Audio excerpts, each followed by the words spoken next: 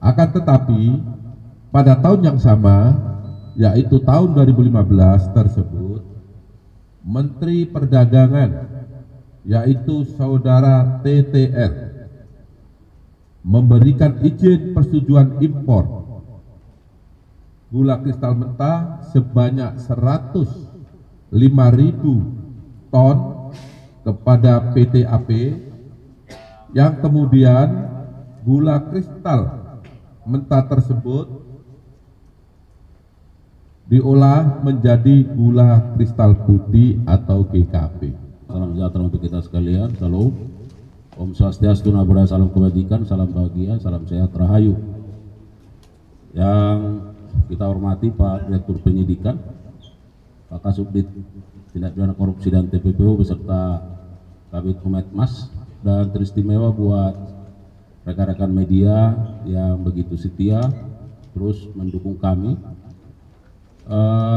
Pada malam hari ini kita akan mendengarkan keterangan pers yang akan disampaikan oleh Direktur Penyidikan pada Jampitsus terkait dengan update ya atau perkembangan penanganan perkara dugaan tindak pidana korupsi dalam kegiatan importasi gula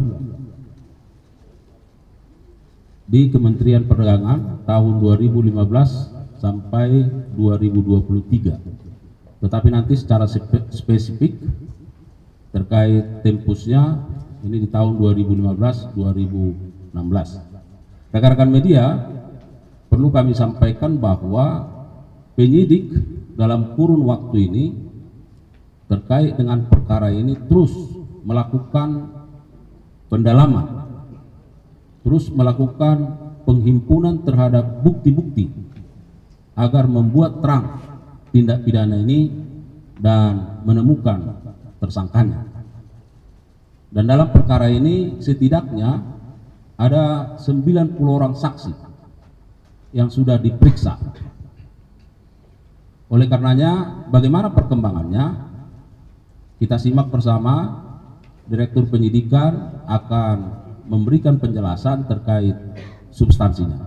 Untuk itu kami persilakan kepada Pak Direktur Penyidikan. Terima kasih Pak Kauspenkum. Assalamualaikum warahmatullahi wabarakatuh. Waalaikumsalam. Selamat malam bagi kita semua yang saya hormati, teman-teman dari media massa yang hadir pada kesempatan malam hari ini. Saya ingin menyampaikan tentang perkembangan penyidikan perkara dugaan tindak pidana korupsi dalam kegiatan importasi gula pada Kementerian Perdagangan Republik Indonesia tahun 2015 sampai dengan 2023. Sebagaimana Surat Perintah Penyidikan nomor 53 tanggal 3 Oktober 2023. Adapun hal tersebut adalah sebagai berikut, bahwa pada tahun 2015 berdasarkan rapat koordinasi antar kementerian, tepatnya telah dilaksanakan pada tanggal 12 Mei 2015, telah disimpulkan bahwa Indonesia mengalami surplus gula sehingga tidak perlu atau tidak membutuhkan impor gula. Akan tetapi pada tahun yang sama, yaitu tahun 2015 tersebut, Menteri Perdagangan, yaitu Saudara TTR, memberikan izin persetujuan impor gula kristal mentah sebanyak 105.000 ton kepada PT AP, yang kemudian gula kristal mentah tersebut diolah menjadi gula kristal putih atau GKP. Sesuai dengan keputusan Menteri Perdagangan dan Perindustrian nomor 527 tahun 2004 yang diperbolehkan impor gula kristal putih adalah BUMN. Tetapi berdasarkan persetujuan impor yang telah dikeluarkan oleh tersangka TTL, impor gula tersebut dilakukan oleh PT AP dan impor gula kristal mentah tersebut tidak melalui rapat koordinasi atau rakor dengan instansi terkait serta tanpa adanya rekomendasi dari Kementerian Perindustrian guna mengetahui kebutuhan real gula di dalam negeri. Kemudian pada tanggal 28 Desember 2015 dilakukanlah rapat koordinasi di bidang perekonomian yang dihadiri oleh kementerian di bawah Menko Perekonomian, yang salah satu pembahasannya bahwa Indonesia pada tahun 2016 kekurangan gula kristal putih sebanyak 200.000 ton dalam rangka stabilisasi harga gula dan pemenuhan stok gula nasional. Pada bulan November sampai dengan Desember 2015, tersangka CS selaku Direktur Pengembangan Bisnis PT PPI, Perusahaan Perdagangan Indonesia, memerintahkan staf senior manajer bahan pokok PT PPI atas nama P untuk melakukan pertemuan dengan 8 perusahaan swasta yang bergerak di bidang gula, padahal dalam rangka pemenuhan stok dan stabilisasi harga seharusnya diimpor adalah gula kristal putih secara langsung, dan yang dapat melakukan impor tersebut hanya BUMN. Bahwa ke-8 perusahaan swasta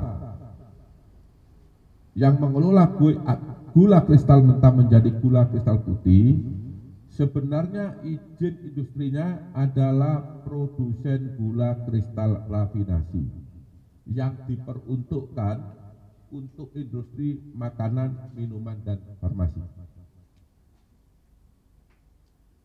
Setelah ke-8 perusahaan tersebut mengimpor dan mengelola gula kristal mentah menjadi gula kristal putih, selanjutnya PT PPI seolah-olah membeli gula tersebut, padahal nyatanya gula tersebut dijual oleh perusahaan swasta, yaitu 8 perusahaan tersebut, ke pasaran atau ke masyarakat melalui distributor yang terafiliasi dengannya dengan harga 16.000 per kilogram, yaitu harga yang lebih tinggi dari HET saat itu 13.000, dan tidak dilakukan operasi pasar.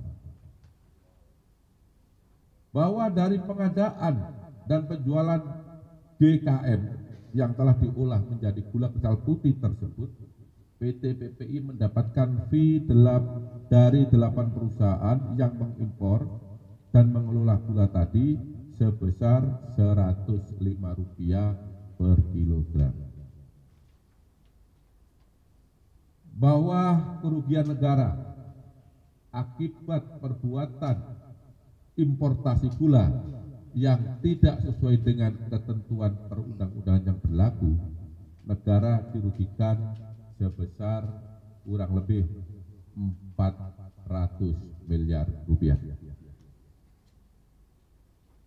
Bahwa selanjutnya pada hari ini Selasa 29 Oktober 2024, penyidik pada Jaksa Agung Muda Tindak Pidana Khusus Kejaksaan Agung Republik Indonesia menetapkan status saksi terhadap 2 orang menjadi tersangka karena telah memenuhi alat bukti bahwa yang bersangkutan telah melakukan tindak pidana korupsi.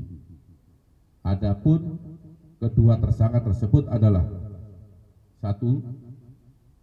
TTL selaku Menteri Perdagangan periode 2015 sampai dengan 2016 berdasarkan surat penetapan tersangka nomor tab garis datar 60 garis miring F.2 garis miring FD.2 garis miring 10 garis miring 2024 tanggal 29 Oktober 2024. Yang kedua, tersangka atas nama CS selaku Direktur Pengembangan Bisnis pada PT PPI periode 2015-2016 berdasarkan surat perintah penetapan tersangka nomor tab garis datar 61 garis miring F.2 garis miring FD.2 garis miring 10 garis miring 2024 tanggal 29 Oktober 2024 bahwa terhadap kedua tersangka dilakukan penahanan rutan selama 20 hari ke depan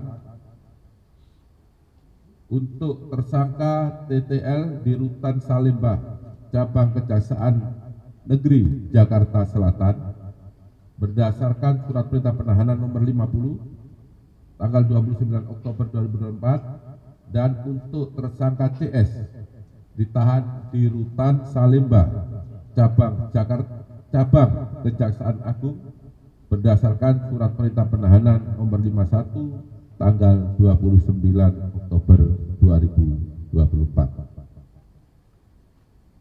Para tersangka disangka melanggar pasal 2 ayat 1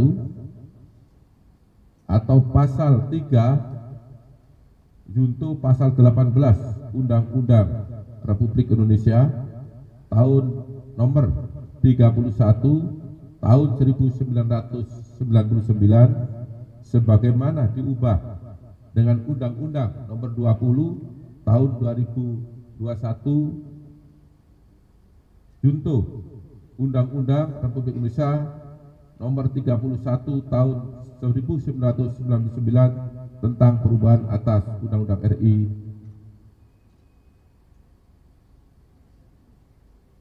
tahun nomor 31 tahun 99 tentang pemberantasan tindak pidana korupsi junto pasal 55 ayat 1 ke 1 KUHP. Demikian yang dapat saya sampaikan. Mohon maaf apabila ada yang kurang jelas dalam penjelasan saya. Saya akhiri, wabillahi taufiq wal hidayah. Wassalamualaikum warahmatullahi wabarakatuh. Waalaikumsalam warahmatullahi wabarakatuh. Baik, terima kasih Direktur Penyidikan. Rekan-rekan media, itu keterangan yang sudah disampaikan oleh Pak Direktur Penyidikan, saya kira sangat lengkap ya. Kalau ada hal-hal yang ingin didalami, barangkali ada 1-2 pertanyaan, silakan. Dan sebelumnya kami informasikan bahwa nanti kita turun secara beraturan saja dan barangkali kedua tersangka akan diturunkan setelah kita semua sudah menunggu di bawah ya. Saya kira begitu. Ada pertanyaan? Cukup? Pak, penegasan aja Pak untuk peran Dari mana Pak? dari Rama dari Radio Alsinta. Penegasan aja untuk peran dari Mendak 2015-2016 ini Pak TL ya, itu seperti apa, sejauh mana Pak? Silakan Pak Dir. Penegasan terhadap peran dari TTL ya. Jadi sudah jelas semuanya.